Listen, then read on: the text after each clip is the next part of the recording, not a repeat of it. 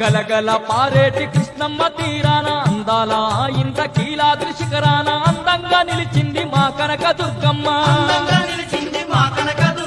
కోరిన వారి కోర్కెలన్నీ తీర్చి అడిగిన వారికి వరములెన్నో ఇచ్చి అందరి బంధువై గలసింది మాయమ్మ.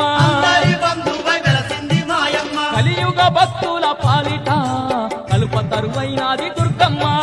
కడగన్ను కన్నీళ్లు ఎడబాపి కంటి పాపోలేగా చెంది దుర్గమ్మ.